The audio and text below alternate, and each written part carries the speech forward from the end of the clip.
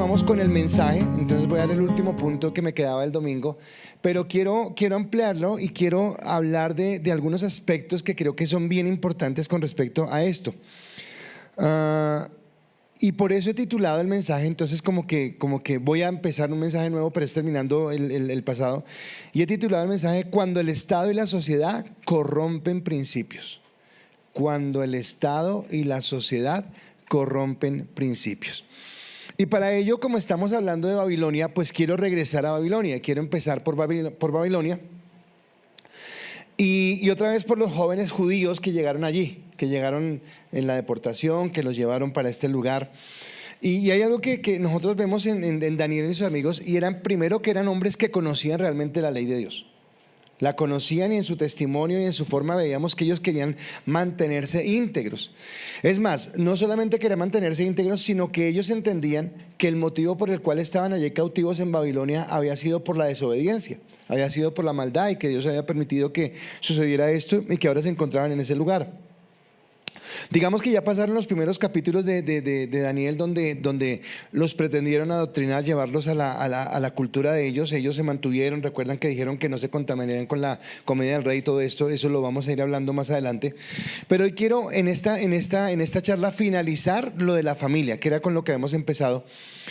Y hablar de algo, y era en ese conocimiento de la ley que ellos tenían. Entonces muy claro para ellos era el siguiente mandamiento que estaba en los 10 mandamientos que Dios le dio a Moisés. Éxodo capítulo 20 versículo 3 al 5 dice: no tendrás dioses ajenos delante de mí, no te harás imagen ni ninguna semejanza de lo que está arriba en el cielo, ni abajo en la tierra, ni en las aguas debajo de la tierra. No te inclinarás a ellas, ni las honrarás. Ahora, esto era algo claro para ellos, era algo que no tenía negociación, que no tenía discusión, que lo entendían muy bien. Pero al llegar a Babilonia, entonces ya no solamente es que no se dejen adoctrinar, sino que empiezan a caminar en la cultura. Y generalmente hay un adagio que usted y yo conocemos mucho, y es: ¿para dónde va Vicente? Para dónde va la gente. Y es como que generalmente nos dejamos llevar, ¿verdad? Entonces como que, confieso algo, pero a mí me molestaba cuando estaba de moda esa serie de Germán es el man. En serio que me molestaba. Uy, yo, buenas tardes, buenos días. Uy. Y yo decía, nos dejamos influenciar muy fácilmente. Lo que escuchamos, lo que vemos, todo lo queremos imitar. Resulta que ellos tienen claro que no se va a levantar un ídolo en su vida, que solamente adoran a Dios, que Dios no tiene imagen porque ese es un Dios eterno. Pero hay un edicto que saca el rey, y ese edicto tiene que cumplirse. Y el que no cumple ese edicto, la pena es la muerte. El horno de fuego es lo que dice. Entonces yo encuentro en Deuteronomio capítulo 3 los primeros versículos, y se lo leo despacio. Dice lo siguiente: el rey Nabucodonosor hizo una estatua de oro cuya altura era de 70 codos y su anchura de 6 codos. La levantó en el campo de Dura, en la provincia de Babilonia, y envió el rey Nabucodonosor a que se reuniesen los sátrapas, los magistrados, los capitanes, oidores, tesoreros, consejeros, jueces y todos los gobernadores de las provincias, para que viniesen a la dedicación de la estatua del rey Nabucodonosor que él había levantado. Fueron pues reunidos los sátrapas, los magistrados, los capitanes, los oidores, los tesoreros, los consejeros, los jueces y todos los gobernantes de las provincias a la dedicación de la estatua que el rey Nabucodonosor había levantado, y estaban en pie delante de la estatua que había levantado el rey Nabucodonosor. Y el pregonero anunciaba en alta voz: mándese a vosotros, oh pueblos, naciones y lenguas. Está hablando de todo el mundo, estamos hablando de un imperio, que al oír el son de la bocina, de la flauta, del tamboril, del arpa, del salterio, de la zampoña y de todo instrumento de música, os postréis y adoréis la estatua de oro que el rey Nabucodonosor ha levantado. Y cualquiera que no se postre y adore, inmediatamente será echado dentro de un horno de fuego ardiente. Punto. Está ahí mi lectura. No voy a hablar de la historia de que entonces estos hombres fueron fieles al Señor y que los llevaron al horno de fuego y que Dios los liberó. Esa es una historia muy, muy especial. Pero no es en eso en que quiero enfocar mi enseñanza, sino quiero enfocarnos era que estos 4 hombres, pues son 3 los que van al horno de fuego, que han decidido agradar a Dios, se ven enfrentados a una cultura. Ahora, para todo el mundo, adorar la imagen era normal. O sea, arrodillarse frente a ella no había ningún problema. Y me llama la atención que como estamos hablando de un imperio, quiere decir que no se limitaba solamente a Babilonia, sino estaba hablando de que todas las naciones, todo el mundo tenía que reconocer en esa estatua al Dios de ellos, dejando por un lado al Dios verdadero que conocían los judíos. Y esto es bien impactante porque de eso quiero hablarles. Y entonces quisiera empezar con un comentario personal para llegar a al tema. Ayer tuve la oportunidad, estamos trabajando muy fuerte con la fundación y había una invitación para, ¿cómo se llama esto? Para proyección social con fundaciones y con todo esto, y iba a ser en el Nogal, nada más que en el Nogal. Nunca había entrado allá, pues pude entrar al Nogal, muy chévere, muy bonito, muy elegante el asunto y todo, muy buena la comida, nos dieron refrigerio, nos dieron almuerzo, bueno, todo estuvo espectacular. Pero algo que me llamó la atención fue escuchar a los conferencistas y a cada uno de ellos hablar de la Agenda 2030. Yo no sé si usted ha escuchado hablar de eso, pero ya le voy a explicar qué es la Agenda 2030. Los conferencistas eran muy buenos, o sea, fue el alcalde de Bogotá, fue el gobernador de Cundinamarca, fue, no sé cuántos recuerdan a Fernando Carrillo, él fue procurador general de la Nación, hoy es el vicepresidente de Prisa Media, que es un medio de comunicaciones, fue un señor llamado Video Claros, que es el presidente de la Cámara de Comercio, fueron el de Compensar, bueno, un montón de gente. Hicimos para la Fundación 3 Contactos, que ahora me tienen asustado porque toca preparar bien esto, porque tengo la oportunidad de reunirme con la directora de Recursos Humanos del Banco BBVA para decirle: tenemos una fundación, ¿quiere ayudarnos? Tenemos la oportunidad de encontrarnos con un tipo que tiene una parte de planeación alimenticia para niños en vulnerabilidad, decirles nos quiere apoyar, y tenemos otra cita con otra persona. Entonces fue bien productivo y fue muy chévere. Pero entre los conferencistas también había gente que, pues obviamente, pues si uno va, tiene que aguantarse todo lo que haya, ¿verdad? Entonces fue un hombre llamado, no sé si digo hombre o mujer, la verdad no sé, para mí es hombre, pero un hombre llamado Brigitte Batista, que es el director de la Universidad EAN, que es un hombre, pero se viste como mujer y no sé qué, y todo el mundo le dice doctora y todo el mundo ve un montón de cosas. Obviamente estuve muy atento a las cosas que él hablaba y a las cosas que hablaban, y me llamaba la atención que muchas de las cosas que ellos decían tienen lógica para mí en Dios, pero para ellos tenían lógica sin Dios. O sea, como que o sea, Dios no fue mencionado en ningún momento, sino era su cultura, su entendimiento y todo lo que había. Entonces esta mañana Víctor me preguntaba que cómo me había ido. Yo le he dicho que bien. Le dije, pero me sirvió la experiencia, porque de vez en cuando es bueno irse y exponer al mundo. O sea, ¿qué es lo que está diciendo el mundo? ¿Qué es lo que está hablando? Porque siempre estamos acá y escuchamos la palabra y escuchamos las canciones de alabanza que nos gustan y no sé qué. Y a veces, más que lo que escuchamos en las noticias, no escuchamos nada más. Pero era hablar de gente que son gente líder, gente que maneja grandes proyectos, alcaldes, gobernadores, gerentes de grandes empresas, que están apuntando hacia dónde va la población. Y resulta que ellos todo el tiempo hablaron de una cierta agenda que les voy a comentar en este momento. Pero esa agenda empieza con algo que se llama la ONU. Entonces usted y yo conocemos que es la ONU, ¿verdad? La Organización de Naciones Unidas.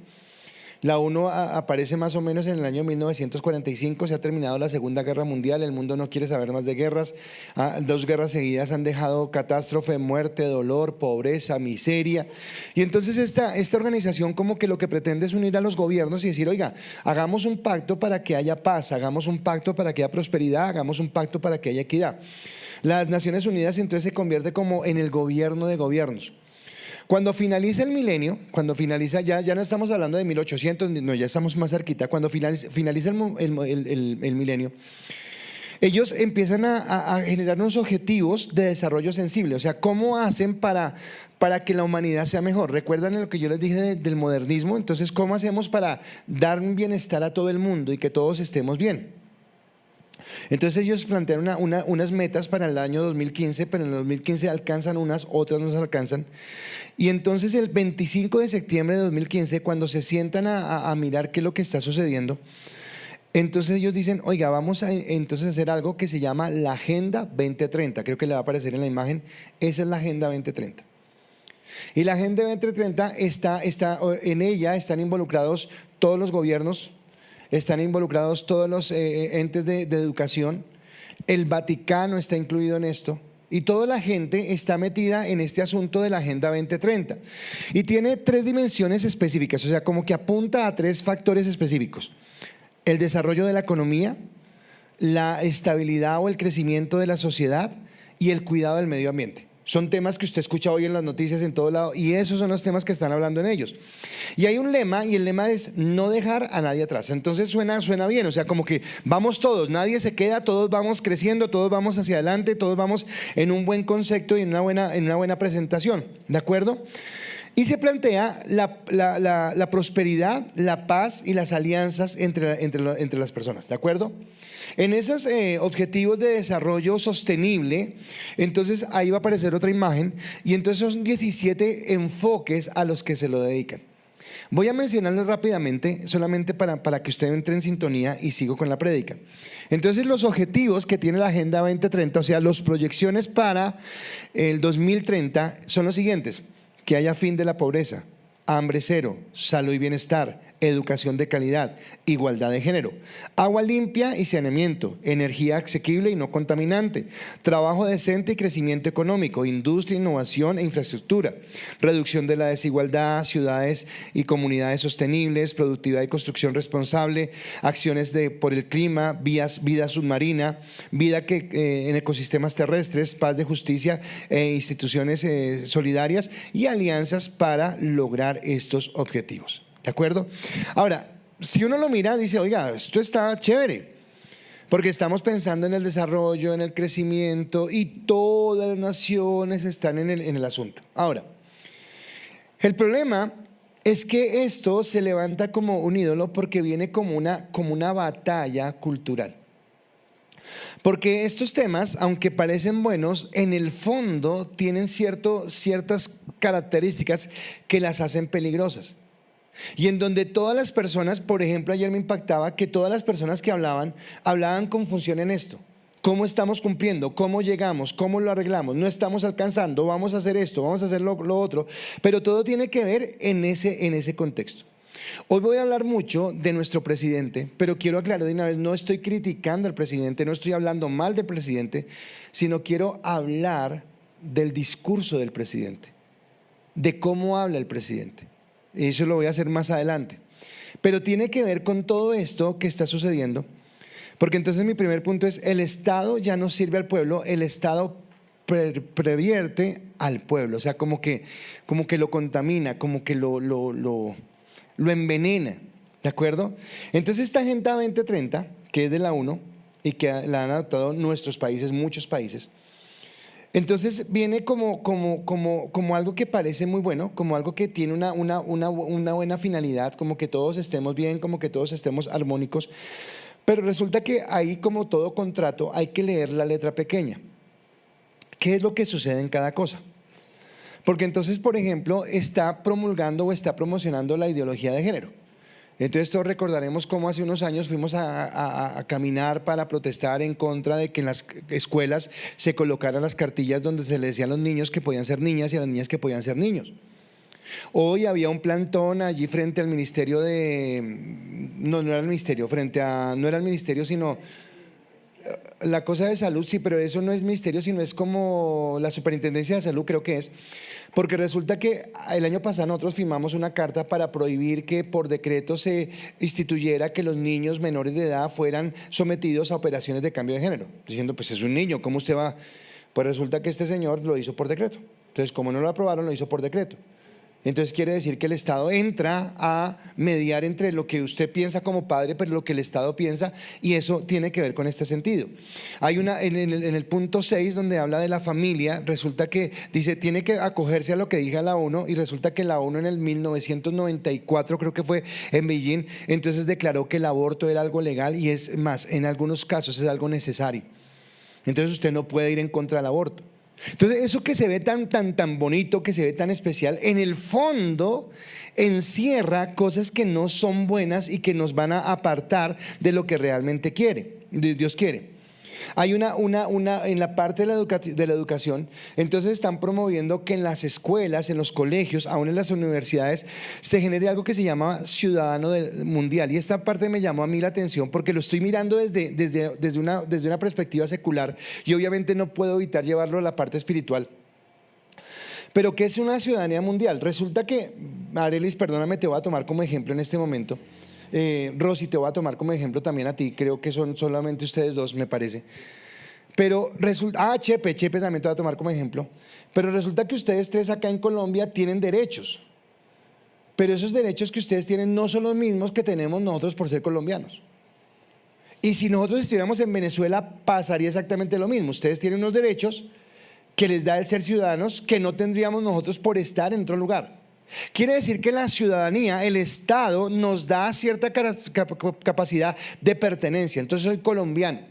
Por ser colombiano, entonces tengo derecho a postularme para un cargo público. Por ser colombiano tengo derecho a los beneficios que me da el hecho de ser colombiano. A eso es que se refiere. Pero cuando ellos hablan de ciudadanía del mundo, entonces, pero si desaparece el Estado, entonces, ¿a quién pertenezco? Y entonces apunta como en Babilonia a un gobierno mundial, a alguien que gobierne todo. Ahora, lo hablo secularmente, pero me lleva inmediatamente a pensar en un camino preparado, en un camino allanado para lo que usted y yo conocemos como la venida del anticristo. Que haya un solo gobierno, que haya una sola persona, una sola moneda y que haya alguien que legisle sobre todo lo que hay. ¿De acuerdo? Hoy es muy normal y por eso voy a hablar de nuestro gobierno y vuelvo y le digo, no estoy hablando en crítica, ni voy acá a sacar arengas, no, voy a decirle lo que veo. Pero tanto en Colombia, pero esto pasa en Colombia, pero pasa en muchos lugares, es muy normal hoy escuchar la palabra progresismo. Y el progresismo suena como de avanzada, vamos hacia adelante. El progresismo es como una plataforma para la gente que quiere ser revolucionaria e ir en contra del status quo, lo que siempre se ha hecho, y vamos en contra de algo mejor. Ahora, estas personas que generan ese pensamiento no se dan cuenta que están alineados, por ejemplo, con lo que se está enseñando en las universidades, con lo que se está enseñando a través de las plataformas que nosotros vemos, Netflix, Disney World digo yo, ¿cómo se llama el canal? No, el de Disney, se llama Disney. El de Disney se llama Disney. Muy bien, pastor. Entonces se llama Disney. Entonces todo esto, entonces usted ve hoy series o algo donde es muy rara la serie donde no aparezca una pareja lesbiana o una pareja homosexuales o donde no aparezca, qué sé yo, temas sociales que son álgidos. Entonces ya, yo no sé, en Disney había un problema que la sirenita creo que ya no podía ser blanca sino tenía que ser de color y ya tenía, todo esto tiene que ver con ese contexto más los discursos de nuestros gobiernos, más la enseñanza de las personas que están acá, y es como si entráramos en un conflicto con respecto a la cultura, la historia, los mitos. Voy a comentarlo en un momentico, pero Olguita me mandaba esta mañana una imagen y ayer o antier, no sé cuándo fue la posesión, gracias, de la presidenta de México. Y el primer acto oficial que ella hace es ir a donde los indígenas a que le hagan sus riegos, sus retos, sus misas, bueno, no sé cómo llamará, para consagrar el país. ¿De acuerdo? Ahora usted dice, pero eso es respetar la cultura. No, eso es entregar eso a ídolos porque eso tiene un contexto espiritual muy fuerte. Pero empezamos a ver lo normal. Una vez, Vanessa, no sé cuántos conocen acá, Vanessa Aguilar, pero Vanessa Aguilar me decía algo. Ella trabaja en el sector público y no recuerdo cómo es la empresa, pero dice que en estos días, en este gobierno en el que estamos ahorita, llegó un nuevo director del lugar. Y dice, yo quedé fría cuando el tipo lo que hizo fue colocar un sombrero en el piso, un montón de hierbas, no sé qué, y que entonces todos buscáramos ese ser interior y encontráramos ese yo interior para que la energía del lugar fuera la mejor. Y ella como que, yo soy cristiana, yo no, o sea, empezamos a ver cosas que uno dice, pero ¿y esto de dónde? ¿De dónde empezamos a tener esto? Tiene que ver con el conflicto con las culturas, con la historia, los ancestros y todo lo que usted ha escuchado en ese contexto. Ahora, recuerden que Nabucodonosor, una de las cosas que hizo fue arrancar a Daniel y a sus amigos del núcleo de su familia para llevarlo a Babilonia y que él mismo los educara. Pues resulta que eso mismo es lo que buscan los gobiernos hoy. Entonces, por ejemplo, las cartillas de ideología de género es como desde el colegio empezarle a enseñar a sus hijos que si el niño no, oiga, ¿por qué juega con carritos siempre y con el balón? ¿Por qué no juega con muñecas a ver cómo se siente? Y a la niña, ¿por qué en vez de jugar con muñecas, por qué no juega con los carritos y sale a jugar el balón? ¿Por qué por qué no hacemos un día lúdico? Y eso en Bogotá hay colegios que lo hacen, y lo sé porque acá había una persona que estaba. Entonces el día de Gym Day que llamaban los colegios, ese Gym Day ya no es Gym Day, sino mañana vamos a hacer una actividad lúdica. Todos los niños vengan vestidos de niñas, todas las niñas vengan vestidos de niños. Y es como empezar en un niño pequeño. Estamos hablando de chicos de primaria, de poco experiencia en la vida, a empezarlos a inducir a un pensamiento. Resulta que, si usted quiere investigarlo, pero en esto del progresismo, uno de los países que está más metido en esto y que está muy mal es Canadá. Y investigando escuché una noticia, y en Canadá un padre fue echado a la cárcel. La razón por la cual el padre fue echado a la cárcel, porque el gobierno a través del colegio identificó o dijo que su hijo, que se sentía niña, tenía que ser sometido a una cirugía de cambio de género. El padre se levantó y dijo que cómo se les pasaba, que era su hijo, que él no iba a permitir eso. No lo permite. Y fue detenido. Y fue condenado por el delito de un discurso de odio.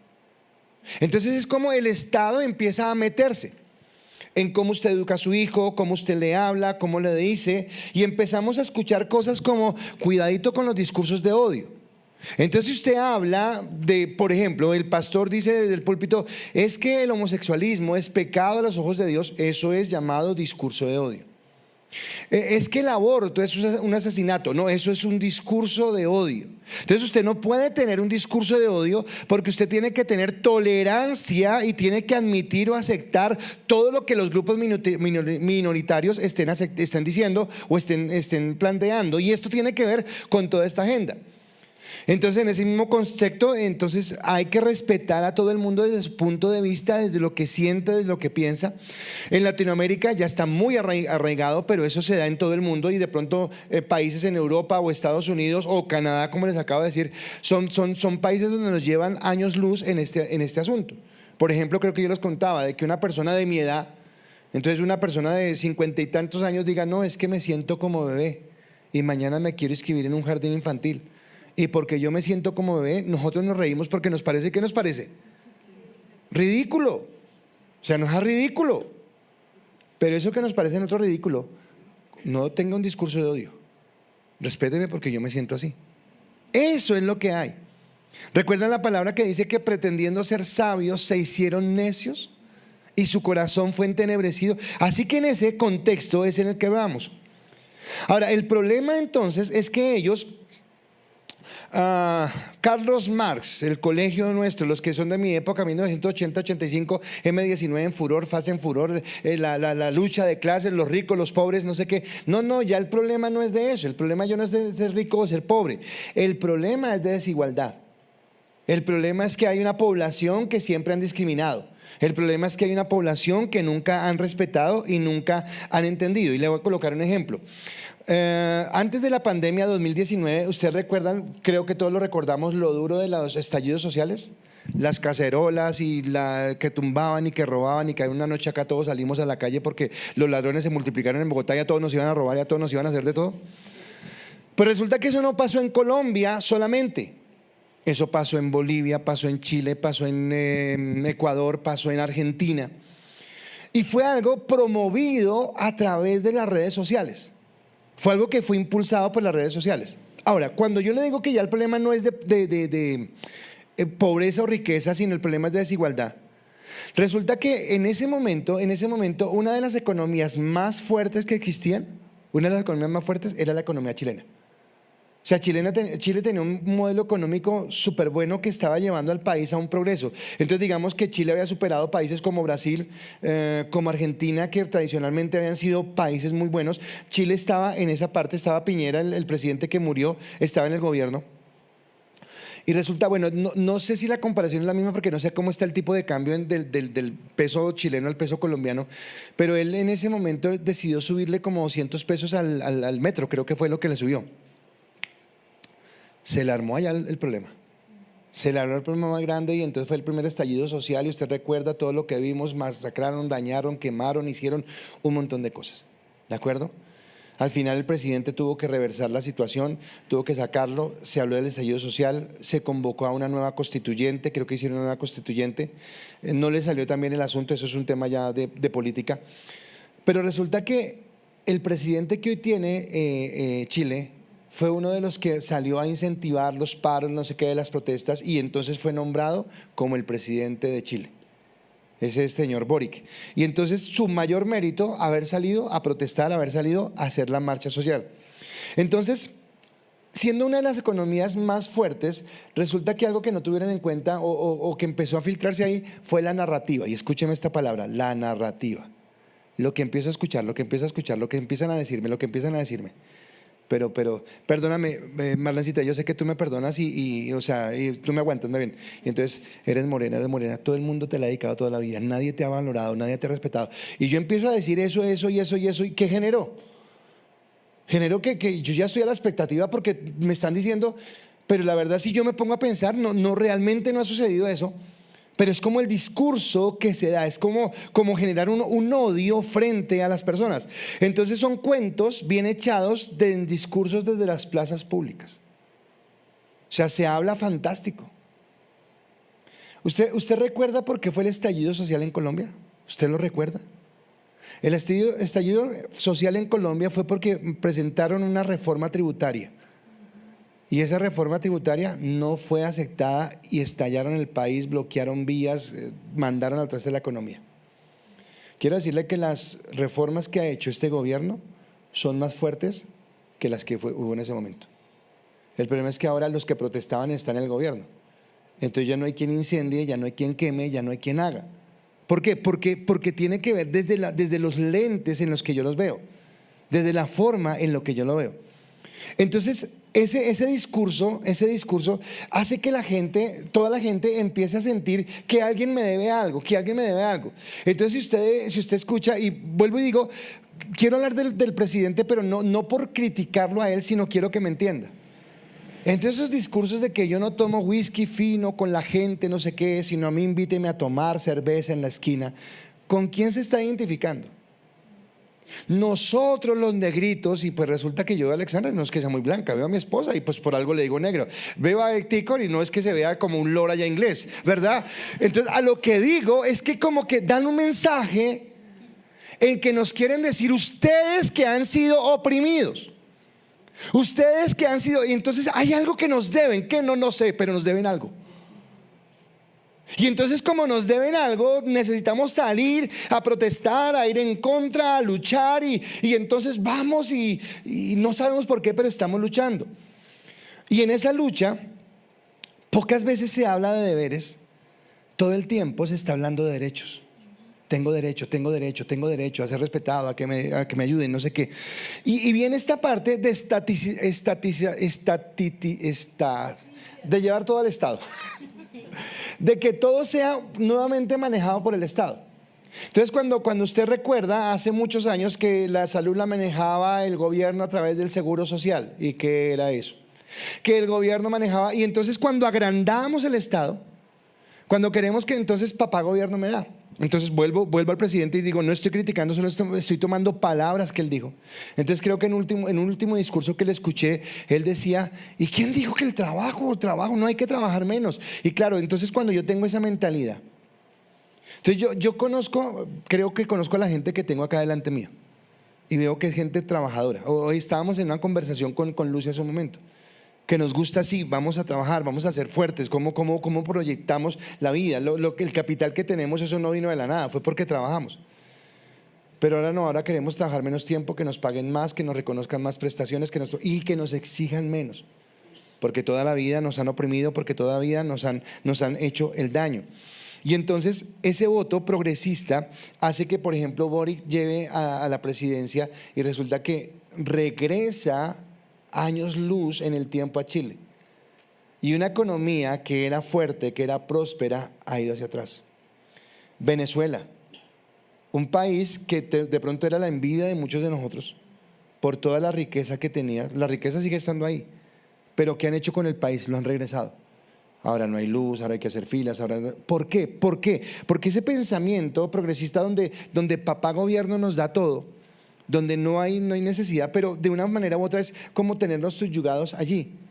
No he visto eso en Colombia, espero que no se dé, pero pues me imagino que hay lugares donde se ve. Pero cuando fui una vez en Caracas, estaba creo que empezando Maduro su mandato, hacía poco había muerto señor Chávez. Resulta que estábamos con gente que estaba allá en Caracas y yo veía edificios como un edificio como este. Y veía gente afuera con carpas y yo decía, ¿y esa gente qué está haciendo? Esa gente está esperando que expropien a todos los que compraron sus apartamentos, porque ellos que apoyan el gobierno son los que van a entrar a tener ese lugar. Ahora, mire que se convirtieron en esos lugares. Se convirtieron en lugares de AMPA, en lugares donde hay consumo de drogas, donde hay prostitución, donde hay un montón de cosas. Eso es lo que hace ese pensamiento progresista y esa mentalidad de que me den todo. Esa mentalidad de que no quiero trabajar, de que no quiero, sino que me den, que me coloquen, que me den todas las cosas que necesito. Entonces, por ejemplo, ¿cómo es que un país que tiene una economía tan fuerte como Chile nombra a una persona que no tiene experiencia para que la devuelva? Vuelvo y lo digo o sea, espero que me lo entienda, no estoy criticando, pero me lo entienda. Pero como un país como Colombia, que llevamos más de 60 años sufriendo con la lucha de guerrillas, ¿cómo es que nombramos a una persona que pertenece a ese grupo como nuestro presidente? Cuando escuchamos sus mensajes y sus mensajes, aunque habla de una paz, siempre son de rabia. Nosotros los negritos, nosotros los pobrecitos, nosotros los que no sé qué, los nadies dicen allí, los que nunca hemos tenido. ¿Cómo es que en un país como el Perú, el presidente último que creo que destituyeron por corrupción, no estoy seguro por qué lo destituyeron, que perteneció al grupo más sangriento de guerrillas que había en Latinoamérica, que se llamaba Sendero Luminoso, es nombrado el presidente del Perú? ¿Cómo es que en México colocan a Manuel López Obrador y ahora a esta señora que son personas que se ven en este sentido? Y entonces cuando yo pienso en los estallidos sociales, yo digo, bueno, ¿por qué se dio? Porque todavía es más. Hoy en día, por ejemplo, en las conferencias como estuve, entonces se habla y de lo que salió del estallido social. Pero mi pregunta es si realmente, ahora, no estoy diciendo que entonces vivíamos en un mundo perfecto y ahora lo estamos dañando. No estoy diciendo eso. Y injusticia siempre ha habido. Y siempre las cosas han estado duras. Pero no era al punto de llevarlo a ese nivel. Ahora, algo que hablo desde la parte espiritual, yo les he dicho que vivimos en un mundo que está en pecado y que nunca vamos a estar acá perfectos. Pero que tal vez cuando permitimos que nuevas ideologías y pensamientos lleguen, entonces ahondamos en esta parte. Y esto me lleva al segundo punto, que era el que tenía como último de la prédica del domingo, pero quiero tomarlo acá, y es: la rebeldía avanza y la sociedad se aleja de Dios. Entonces nosotros vivimos en una sociedad donde la rebeldía va aumentando. Entonces ya empezamos a ver cómo desde el jardín del Edén la mujer se rebeló contra el hombre. La tierra se rebeló a producir lo que tenía. Hizo que ellos tuvieran problemas con sus roles. Hizo que la mujer ya no quisiera ser la esposa del esposo y ser amada, ser mantenida, ser consentida, ser todo lo que tenía. Y entonces no, ahora yo quiero apartarme, yo quiero gobernar. Como el hombre ahora no disfruta su trabajo, no disfruta lo que está haciendo, sino para él es una carga porque siente que le está quitando lo mejor de su vida. Y hoy en ese pensamiento progresista, en ese pensamiento que ya no tiene ideología, o sea, no es de derecha, no es de izquierda, no es un pensamiento que apunta supuestamente a algo mejor.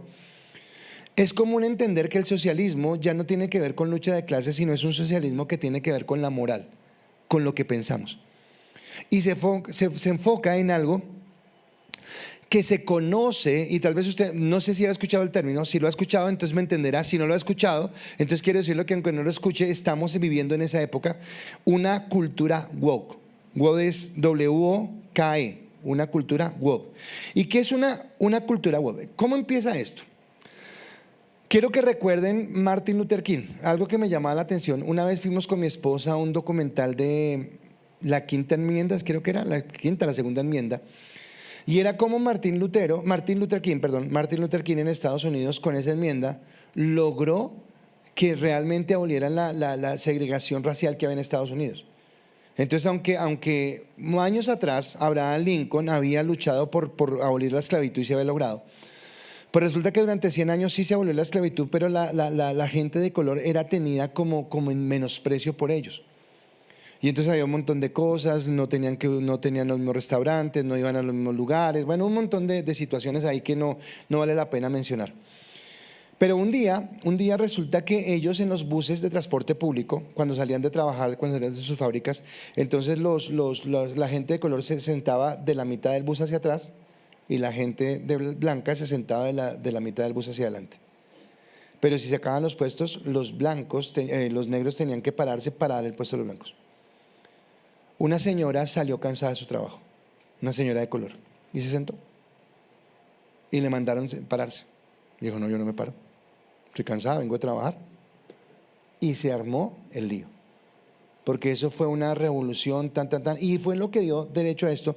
Y ahí en esa parte racial es donde empieza ese woke. Y woke es como una expresión que significa despierta, despierta, despierta. Algo está pasando, algo está pasando. Digamos que ese primer episodio es bueno.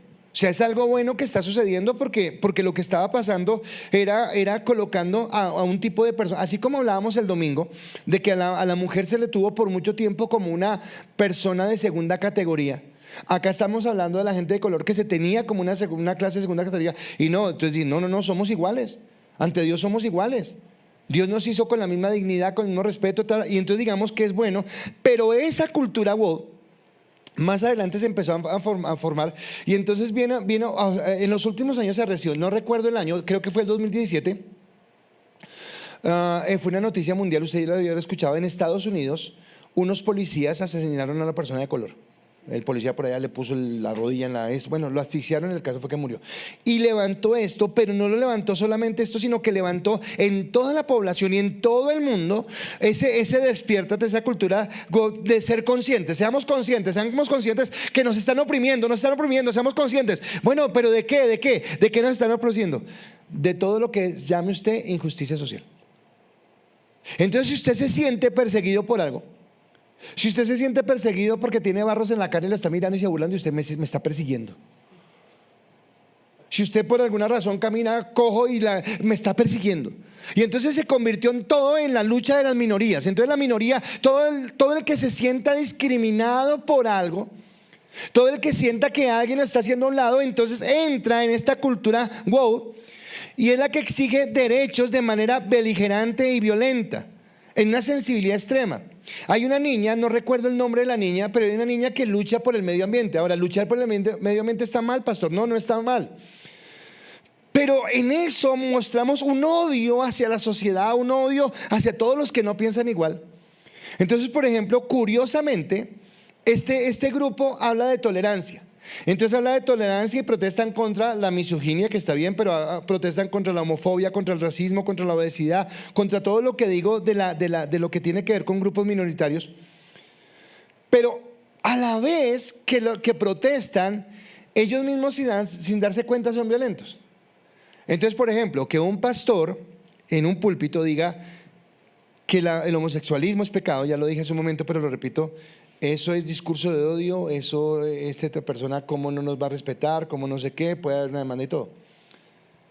Pero si usted mira una de esas mal llamadas marchas del orgullo gay, una de las cosas que más hacen burla es de Cristo, de la palabra, de todo lo que hay. Y eso sí no es intolerancia. Y eso sí no exige respeto. Porque entonces miramos las cosas desde mi óptica, desde lo que quiero, y siempre estoy con ese contexto, y es el mover cultural que hay. Y entonces, aunque promulgan la tolerancia, son los más intolerantes, y aunque hablan de discriminación, son los que más discriminan. Y acá entonces les explicaba yo la parte de la interseccionalidad, que es lo que hoy en día hay. Y entonces la interseccionalidad fue que otra mujer, entonces inventan cada filosofía, y cada filosofía es más enredada, porque lo que pretenden es como cambiar la historia. ¿Por qué? Porque la historia, según ellos, la historia hizo que el hombre se colocara por encima de la mujer, que la gente de raza blanca estuviera por encima de los demás. Por eso escuchamos que el fascismo, y por eso escuchamos que la raza aria. Entonces recuerdan que la raza aria viene de Adolfo Hitler, que el hombre sí definitivamente se creía el más divino de los divinos y que ellos eran los perfectos y que el resto no servía. Claro, ese discurso de él estuvo mal, pero ahora se toma eso como que todo el mundo gira en torno a este sentido. Y entonces ahora yo lo decía el domingo. Entonces, por ejemplo, una mujer siempre ha tenido menos derechos que el hombre. Entonces la mujer tiene derecho, y Me lo va a entender en un momento, pero déjeme explicárselo de esta manera. Entonces resulta que ya en una entidad pública trabajan 10 personas. Si yo tengo una empresa, en la empresa privada, si yo voy a contratar a alguien, yo generalmente, si quiero progresar mi negocio, ¿a quién voy a contratar? A personas capacitadas, a personas que tengan el talento y que tengan la capacidad, independientemente que sea hombre o mujer. Ahora, el asunto salarial, sí, claro, si un hombre gana bien, la mujer debe ganar igual, o sea, no estoy hablando de eso. Pero cuando me dicen, bueno, pero en ese cargo usted tiene que tener, si son 10 puestos, tiene que tener 5 hombres y tiene que tener 5 mujeres. Y resulta que si yo tengo 6 hojas de vida de 6 hombres que son muy buenos, pero me toca mochar a uno porque es que tengo que tener 5 mujeres porque si no, no es igualdad. Entonces empezamos a tener problemas ahí. Porque yo ya no voy a elegir a una persona por su capacidad, sino voy a elegir a alguien por su condición. Y entonces la voy a elegir porque es mujer. Ahora, no sé cómo lo piensa la mujer, pero me parecería muy duro que alguien me contratara por una condición y no por un talento. Que alguien me viera porque pobrecito y no porque realmente tengo esta parte. Ahora, entonces no solamente es mujer, lo decía el domingo, ahora es de raza negra. No, ha sido discriminada. Entonces, ha sufrido el doble. Entonces, como ha sufrido el doble, entonces necesita más apoyo. No, pero no solamente es eso, es lesbiana. No, entonces como si estuviéramos en una cruce de calles y como que este carro te pegó por acá, y este te pegó por acá, y este te pegó por acá, y todos se fueron encima tuyo y entonces estás apaleado. Y entre más cosas de interseccionalidad que tú puedas mostrar, entonces en este contexto vas a tener más oportunidad de surgir, porque has sufrido más y entonces tienes mayor necesidad de reivindicación en la sociedad que te ha maltratado y que te ha dañado toda la vida. Por eso entonces a estos grupos entran los LGTBI, los feministas y todas las minorías, los que quieren el aborto, todas las personas que se sienten mal. Hay un video que vi una vez, no recuerdo bien, pero era en un salón de clases, y en el salón de clases había un montón de gente absurda y un solo estudiante juicioso. Y la tarea era de matemáticas, y por decir algo tonto, era ¿cuánto es 2 más 2? Y entonces le preguntaban al gordito, y el gordito contestaba una bobada, y la profesora decía, también tan lindo, ay, es gordito, sacó 5. Y el que había estudiado, cállese. Y el que había estudiado era blanquito en el video. Y allá atrás había una persona, y todos y contestaban las brutalidades, pero era como que, ay, lo tienes bien. Y todo era una complacencia, pero porque hacían parte de una minoría, sin importar que entendieran o no entendieran, que supieran o no supieran.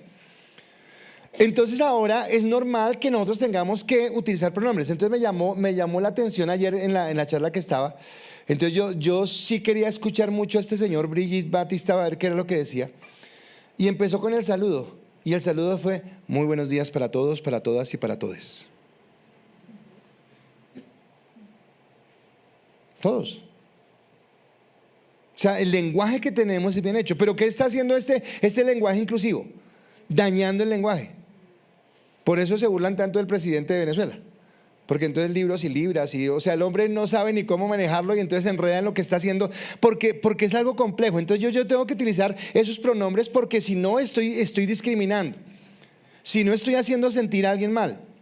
Hay un multiculturalismo. ¿Y qué es eso? Que debemos respetar a cada cual en su cultura, y yo no puedo meterme en el asunto, aunque tal vez esa cultura vaya en contra de mis valores y mis principios, porque si es tu cultura, si es tu forma de ver las cosas, yo tengo que respetarlo. Y entonces nos llevan por todo ese pensamiento de minorías a guardar de esa manera. Hay derechos y decisiones que entonces tomamos sobre nuestro propio cuerpo. Entonces cada cual tiene el derecho, por ejemplo, de cambiarse de género, porque es responsabilidad de cada cual. Y por lo menos entonces en lo que se está pretendiendo en muchos lugares en Estados Unidos, creo que ya está aprobado, y en otros lugares, es que no importa la edad. Entonces creo que acá lo decía un día, entonces un niño no tiene derecho a sacar pase porque no tiene la edad para manejar. Un niño no tiene derecho a sacar una cuenta bancaria porque no tiene la edad para manejar su dinero. Un niño no tiene derecho a muchas cosas. Pero sí tiene derecho a cambiarse el sexo. O sea, son cosas ilógicas, pero que tiene que ver con este pensamiento progresista que dice, no, pero es que esa minoría. Y si el niño se siente así, pero ¿por qué se va a sentir así? Porque tal vez a través de las series de televisión, entonces tenemos que tener responsabilidad sobre lo que ven nuestros hijos. Tenemos que tener responsabilidad cuando nosotros éramos niños, los que son de mi edad, nuestros padres decían, y por favor hágale caso al profesor y lo que él le diga. Hoy en día yo le diría a mis hijos, no le haga caso todo al profesor porque yo no sé cuáles son los valores del profesor. Yo no sé cuáles son los principios del profesor. A mí algo que no se me olvida, creo que lo he comentado también, cuando Angie fue a entrar a la universidad, yo recuerdo que antes de entrar yo la cogí y le dije, venga, mijita, usted va para la universidad, pero allá va a escuchar cosas que usted tiene que filtrarlas porque no sé qué. Pues el primer semestre usted estaba dudando si Dios existía o no. Y yo, mija, pero si se lo advertí. Pero el discurso que escuché en una materia fue tan convincente que la puso a dudar de su fe. Porque son personas que van con argumentos a mostrarte algo diferente. Entonces acá ahora viene lo que yo le estaba diciendo. Entonces el acceso a cargos públicos o puestos gerenciales ya no es por una capacidad, por un talento. Entonces, ¿qué experiencia tiene usted? ¿Qué nivel educativo tiene? ¿Qué talento tiene para que usted desarrolle ese trabajo? ¿Tiene la capacidad? No, se tiene en cuenta el grupo al que pertenece para reivindicarlo. Entonces, y ahora no lo digo diciendo que me da envidia. No lo digo diciendo que está mal que una persona pueda acceder a un cargo, no, lo digo es en el contexto que estoy hablando. Pero en el estallido social hubo un joven que fue allá no sé qué y no sé, me imagino que alborotó más. No estoy diciendo que esté bien lo que hizo el ESMAD, o sea, esto toca manejarlo con muchas pinzas, pero el ESMAD entonces en una bomba le afectó un ojo. Entonces ahora es viceministro del Ministerio de la Igualdad, que por cierto no ha hecho nada, pero es viceministro y se gana un sueldo. ¿Pero por qué es viceministro? ¿Qué estudió? ¿Cuál es su experiencia? No, estuvo en el estallido social. ¿Qué quería hacer nuestro presidente? Sacar de la cárcel a todas las personas que fueron encontradas en cargos delictivos porque los iba a hacer gestores de paz. Se nos habla de una paz, entonces nos habla de paz. ¿Se acuerdan del discurso? El discurso es muy bonito, el discurso es espectacular. Pero ¿estamos viviendo en más paz? ¿O la violencia, la acechanza, las tomas guerrilleras han aumentado? Se nos habla de cosas muy buenas y entonces el presidente nuestro está preocupado ya porque Israel está atacando y cómo se le ocurre que Israel haga eso, pero no está pendiente acá que en el Cauca están matando policías, que en el Cauca están matando soldados, porque nuestra visión es más amplia y porque no queremos, y todo se va en el discurso. Y cada vez que nos hacen un reclamo con respecto a cosas que son lógicas, entonces lo que vale es el voto del pueblo, el voto de las minorías, y ese voto se hace respetar. Así están haciendo las cosas mal, así no esté haciendo las cosas bien, pero se hace respetar. Y se considera minoría cualquier forma en que alguien se sienta afectado, y eso es aceptado, y por eso puede adquirir un reconocimiento.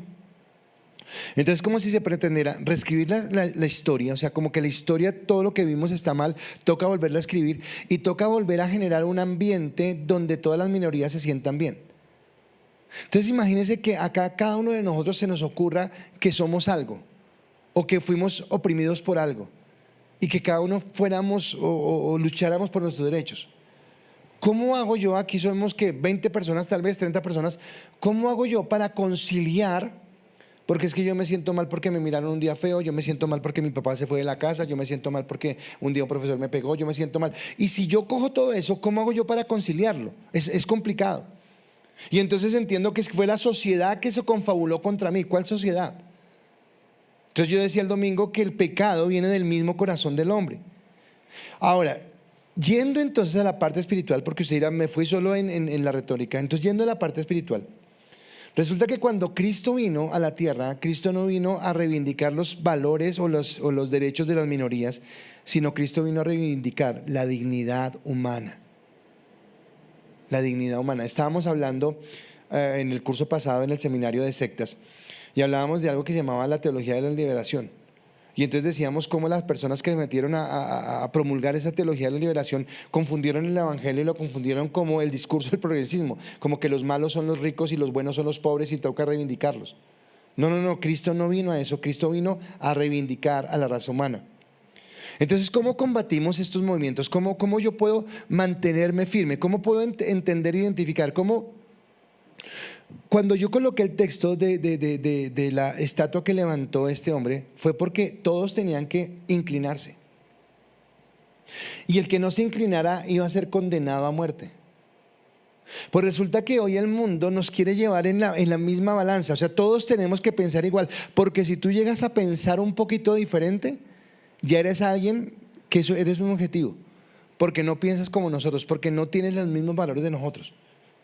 Entonces sí o sí tú tienes que aceptar la homosexualidad, sí o sí tú tienes que aceptar el aborto, sí o sí tú tienes que aceptar las cosas que están haciendo y que van en contra de la palabra. Dice la Biblia, Juan 8:32, y conoceréis la verdad y la verdad os hará libres.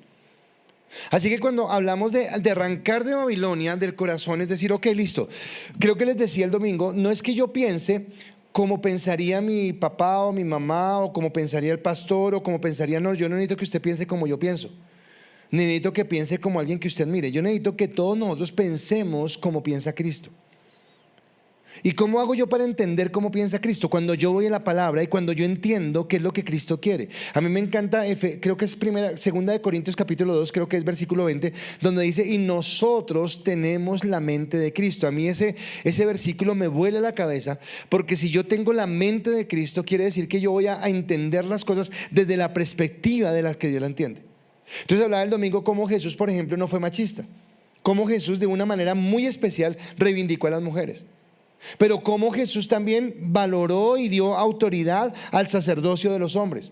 Y seguramente cuando yo vea cada una de estas situaciones, porque usted dirá, pero Jesús no vivió este mundo, pero sí había cosas similares. Daniel, 800 años antes de que llegara Cristo, tuvo que enfrentarse a un ídolo que se levantó. Y siempre va a haber ideología, siempre va a haber pensamientos en los que yo tengo que buscar lo que Dios quiere. Ahora, cuando regresamos al modelo de Dios, varón y mujer los creó, es cuando yo empiezo a entender la bendición. Hace 15 días, el primer domingo cuando empecé con la familia, yo decía que hay un árbol de maldad y un árbol de inmoralidad en el que hoy estamos, donde hay cualquier cantidad de perversidades, hombres con hombres, mujeres con mujeres, parejas swingles, todo revolcándose con todo el mundo, no hay, pero que todo empezaba con una semillita, y esa semillita fue cuando Dios dijo, no forniquen, no adulteren. Era tan sencillo, no forniquen, no adulteren. Pero yo decía, hoy en día hablar de no fornicar y adulterar es un chiste, porque todo el mundo normal, porque tener relaciones sexuales es normal, y es una necesidad del cuerpo. Y no entendemos que es un principio de Dios. Y esa actitud ha hecho que se disparen los abortos, ha hecho que se disparen las perversiones, ha hecho que haya otra cosa. La palabra nos llama a ser atalayas de la verdad. Usted y yo tenemos que ser atalayas de la verdad. Yo tengo que cuidar la verdad. Dice 1 Corintios capítulo 6, versículo 9 al 11. ¿No se dan cuenta que los que hacen lo malo no heredarán el reino de Dios? No se engañen a sí mismos. Los que se entregan al pecado sexual o rinden culto a ídolos o cometen adulterio o son prostitutos o practican la homosexualidad o son ladrones o avaros o borrachos o insultan o estafan a la gente, ninguno de estos heredará el reino de Dios. Algunos de ustedes eran así, pero fueron limpiados. Fueron hechos santos, fueron hechos justos delante de Dios al invocar el nombre del Señor Jesucristo y por el Espíritu de nuestro Dios. Ahora, la palabra me encanta que al final nos está diciendo, y no es que ustedes jamás han pecado. No, tal vez en algún momento vivimos en ese mundo. Tal vez en algún momento fuimos los borrachos, fuimos los fornicarios, fuimos los adúlteros, fuimos los malpensados, lo que sea. Pero lo que dice es que Cristo nos lavó, nos limpió. Que ya en nosotros no es que para dónde va Vicente, para dónde va la gente, no, que yo tengo un criterio que tengo que formar, pero el criterio no me lo forma la iglesia, el criterio no me lo forma el pastor, el criterio no me lo forma un devocional que escucho en la radio, el criterio me lo forma mi comunión con la palabra y la revelación del Espíritu Santo que me permita entender la verdad, que me permita llamar a lo bueno bueno y a lo malo malo. No como en el día de hoy donde a lo malo se le llama bueno y a lo bueno se le llama malo, sino que nosotros podamos entender que hay principios y que hay valores, y que cuando yo alineo mi vida, no, vuelvo a repetirlo y creo que esto es importante, no con el pastor, no con la iglesia, yo alineo mi pensamiento y mi forma de vida con la palabra. Y la decisión que tome, mi última decisión va a ser conforme a lo que la palabra tiene. Entonces puede ser que en mi carne, en mis miembros, yo esté queriendo tomar una decisión. Pero la decisión que yo debo tomar no va a ser desde mi emoción, no va a ser desde mi sentimiento, no va a ser desde mi pasión, no va a ser desde ese éxtasis que me generó a mí el sentir que tengo derechos, sino va a ser desde lo que Dios ha determinado. El pecado ha hecho que vivamos en una sociedad rebelde y confundida. Y tal vez yo empezaba esto hablándolo hace 8 días, cuando decía de la consecuencia de la maldad del pecado. Cuando yo realmente entiendo qué tan grave es el pecado. Y vuelvo a repetirles, Eva podría haber dicho, pero si solamente le di un mordisco a esa fruta, ¿cuál es el lío? Solamente fue un mordisco. Bueno, es que el problema no fue el mordisco. El problema fue haber desatendido una instrucción que Dios había dado, que era sencilla, porque aunque si ella no mordía ese árbol, no era que fuera a morir de hambre, no era que se fuera a perder de algo. Había un montón de árboles alrededor y un montón de frutos alrededor. Dios solamente quería probar la obediencia. Los amigos de Daniel estuvieron dispuestos a ir al horno de fuego. Hay una parte que me impacta a mí, porque cuando los va a meter al horno de fuego, Nabucodonosor les dice, les doy la oportunidad, arrepiéntanse y los voy a matar, pero no los meto al horno de fuego, simplemente los mato sin sufrimiento. Y a mí me impacta lo que dicen ellos, porque lo que dicen textualmente dice esto: sepa, rey, que Dios nos va a salvar, pero si no nos salvara, igual no vamos a ser infieles con Dios. Y estoy hablando de muchachos de 14, de 15, de 16, 18 años. Estoy hablando de personas que de pronto nosotros en nuestro pensamiento diríamos que todavía no han formado su madurez y su carácter. Y acá me llama a decir cómo yo realmente formo un pensamiento cristiano. Tristemente, hoy mucha gente se llama cristiana. Hoy usted encuentra cristianos por todos lados. Yo voy a tal iglesia, yo voy a tal otra, yo estuve en este, ahora estoy en este, ahora estoy en esta, y somos cristianos. Pero cuando uno ve su vida y uno dice, ¿en serio usted es cristiano? Angie nos puso a ver a mi esposa y a mí una serie de unos supuestos pastores, donde la iglesia tiene una pastora, y la pastora cuando da consejería saca el cigarrillo fumando, y la señora le está contando que tiene una relación de adulterio y le dice, ¿y cómo te ha ido? Y suena risible, pero hemos convertido esto realmente en una religión. ¿A qué me refiero una religión? El rito. Vengo a la iglesia el domingo, levanto las manos, canto, adoro al Señor, ya estuvo bien, hago buenas obras. Pero realmente Cristo ha transformado mi vida. Porque la rebeldía en nuestras vidas es la que nos quiere llevar a involucrarnos con Babilonia, que yo me identifique con Babilonia. Entonces muchas veces nuestros pensamientos son más que lineados por la palabra, son más lineados con lo que el mundo dice. Y como el mundo lo dice, yo lo doy por entendido que está bien. Lo que yo no entiendo es que hay en este mundo un príncipe que se llama Satanás, y Juan 8:44, así como Juan 8:32 dice, y conoceré la verdad y la verdad os hará libre, que la libertad es Cristo. En Juan 8:44 dice que Satanás es padre de mentira y que cuando miente de suyo habla porque él ha sido mentiroso desde el principio y que no hay verdad en él. Así que me lleva a entender que yo tengo que sacar a Babilonia de mi corazón. ¿Y por qué? Estamos hablando de ir a evangelizar. Sí, claro, y gloria a Dios, vamos a evangelizar.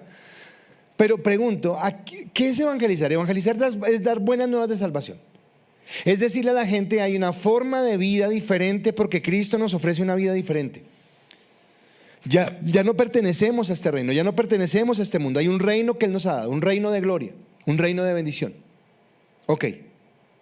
Pero si cuando yo voy a evangelizar, mi pensamiento es el mismo que el mundo. Había una frase que le decía Jesús a los fariseos, y a mí me da susto que nosotros, o que yo por lo menos, sea eso.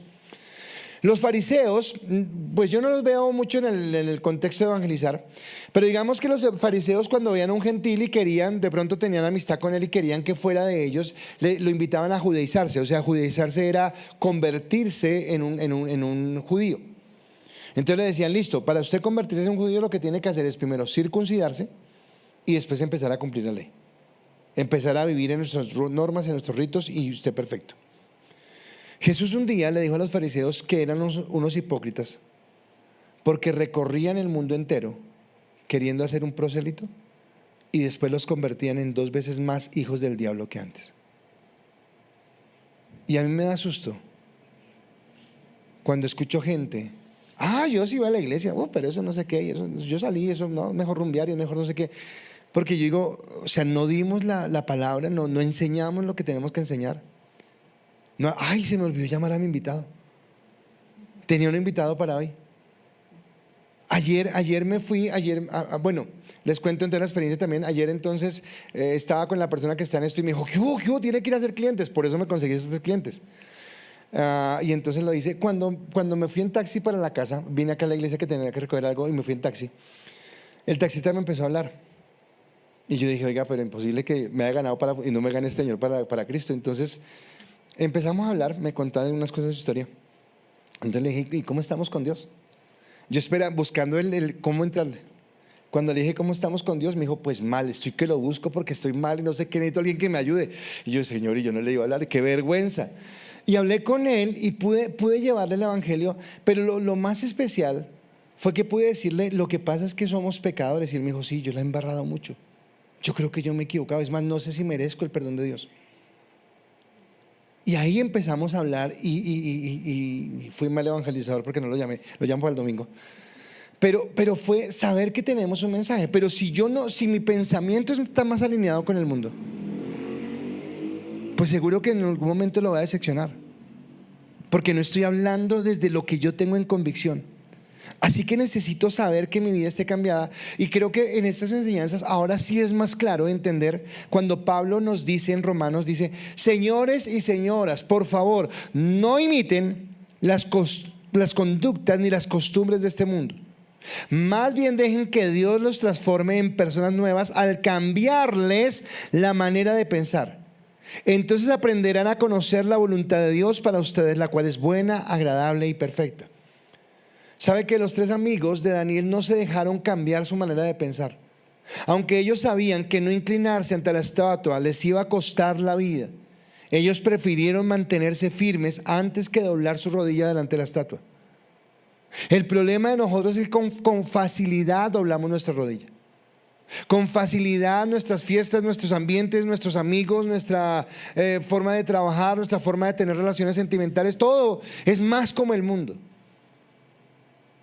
Y cuando estamos con el mundo tenemos dolores, tenemos tristezas, pero aunque tenemos dolores, seguimos queriendo caminar como el mundo. Qué bueno que yo pudiera entender que hay una forma de vida diferente y que realmente pueda mostrarle la forma de vida diferente a alguien. Que mi hogar sea un testimonio, que mi forma de trabajar sea un testimonio, que mi sí o mi no sea un testimonio. Que lo que yo como individuo, voy a hablar como individuo yo, que lo que usted ve de mí acá en el púlpito sea lo mismo que ve si estoy en la calle, si me encuentro en un Transmilenio, si me ve en un trancón, si me cerraron en la calle, que usted diga: oiga, esa persona no cambia, es el mismo. Alexandra tiene un sobrino, se llama Alexander. Ese muchacho me impactó un día. Estábamos en donde ellos tienen su finca en Briceño, y se presentó un partido de micro. Y entonces podría decir que el equipo de estos era el de los cristianos. Estaba Sosa, estaba Mateo, estaba Wilmar, estaba Alexander. Y podría decir que estos eran los hijos de Dios y los del otro eran los hijos del diablo, y cochinos como ellos solos. Y resulta que el que más jugaba era Alexander. Y estos otros empiezan a dar pata. Y a Sosa se le sale el chuki, y a Mateo se le sale el chuki, y a todos se le sale el chuki. Pero el que más le dan patadas era Alexander. Y el que más calmaba todo: tranquilos, tranquilos, tranquilos, no hay problema. Y yo lo miraba y yo decía: este man sí. Ahora, no estoy echándole flores a él, sino estoy diciendo: ¿cómo está mi dominio propio? ¿Cómo está mi amor? ¿Cómo está mi bondad? ¿Cómo está mi benignidad? Mi mansedumbre. Porque todo esto es el fruto del Espíritu Santo en mi vida. Vamos a tener aflicciones. Jesús dijo: en el mundo tendréis aflicción, pero tened ánimo, yo he vencido al mundo. Y yo necesito alinearme con Dios, necesito entrar en la comunión con Dios. Así que con esto cierro la parte de la familia, y es entender que hoy, así como en la época de Babilonia, el mundo quiere robarnos a nuestros hijos. Y nos lo roba a través de las redes sociales, nos lo roba a través de las plataformas de los canales de televisión, nos lo roba a través de las conversaciones, con pensamientos liberales. Vea, yo y lo digo aquí ya que no hay los chinos que son todos celosos, yo considero a Angie una hija. Y por eso me senté ese día con ella y le dije: China, va a entrar a la universidad, Y vea, sentándome con ella y advirtiéndole. Y cayó. Ahora, gracias a Dios, tenía fuerza y me habló y le expliqué y le dije. Pero a lo que digo es, ¿quién es el responsable de levantar a nuestros hijos? No es el colegio, no es la universidad, no es la iglesia. La iglesia colabora y la iglesia es una buena ayuda, pero tampoco es la iglesia. Somos nosotros desde la casa, donde colocamos valores, donde colocamos principios, donde enseñamos las bases de lo que hay que hacer. Hoy en una conversación que teníamos, Lucy decía: uy, me siento tan orgullosa de mi hijo. Y entonces tal vez no le dije eso allá, pero se lo voy a decir ahora. Pero ese orgullo que ella tiene por el hijo, tal vez no es otra cosa que el resultado de lo que ella sembró en su hijo. Porque donde ella no siembra en él valores, principios, seguramente no será ese hijo. Entonces qué bueno que podamos entender que estamos llamados a marcar una diferencia. Y que nuestro pensamiento es en contra a lo que el mundo nos dice. Y que yo no puedo dejarme llevar por todo lo que hay. En ese vuelve al estallido social, yo veía a muchos cristianos, bueno, es que he visto casas, ¿se acuerdan de MG? ¿Los que acuerdan?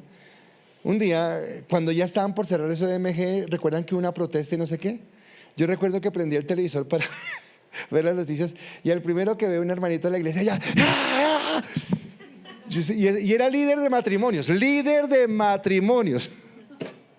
Y yo decía: no, esto es un caso perdido. O sea, ¿por qué no tenemos poder como iglesia? En el estallido social muchos de nosotros colocaron la bandera al revés y no sé qué, y no nos dimos cuenta que era una manipulación. Pastor, o sea que no hay injusticia. No, yo no entiendo que no hay injusticia. Pero ¿sabe que a mí a veces me parece que nos pasa lo de la canción? Que el remedio resultó peor que la enfermedad. Los venezolanos lo advirtieron. ¿Cómo empezó en Venezuela? ¿No fue lo mismo? Ay, vamos, que nos han oprimido, nos han no sé qué. Bueno, si antes los oprimían, ahora sí los tienen, es grave. ¿Y sabe por qué? Porque nos dejamos llevar, pero no somos conscientes en la palabra, en lo que Dios quiere. Entonces necesitamos volver a la palabra y que mi pensamiento sea conforme a lo que Dios